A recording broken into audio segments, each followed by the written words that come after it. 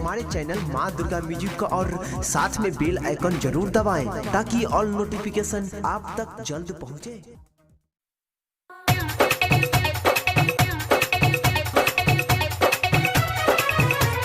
रिधि सिद्धि लगे मुझके सवाली अब नयन न हमारिया। हाँ रिधि सिद्धि लगे मुझके सवाली अब नयन न हमारिया। हे यो गणपति सुन गौरी के ललना सुनो विनती करू न स्वीकारियो। हे यो गणपति सुन गौरी के ललना हमर विनती करू ने स्वीकारियो। DJ Sweet Satish Raima, DJ Sweet Satish Raima। अखन अपने सब सुन रहल छी माँ दुर्गा म्यूजिक के शानदार प्रस्तुति।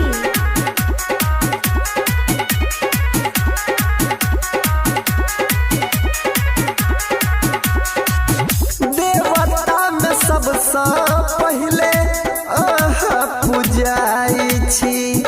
हे यो गणपति जग के दाता कहाई छी।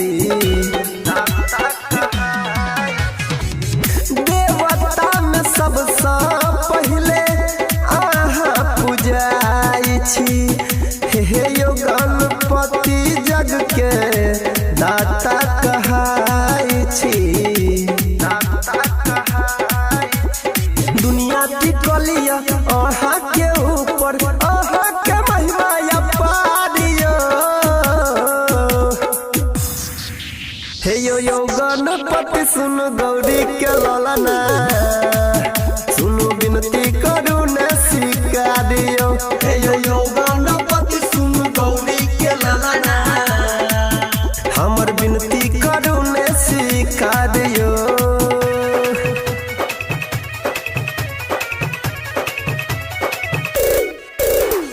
DJ Sweet Satish Raima, DJ Sweet Satish Raima। अभी आप सुन रहे हैं तेनवाही से माँ दुर्गा म्यूजिक की प्रस्तुति।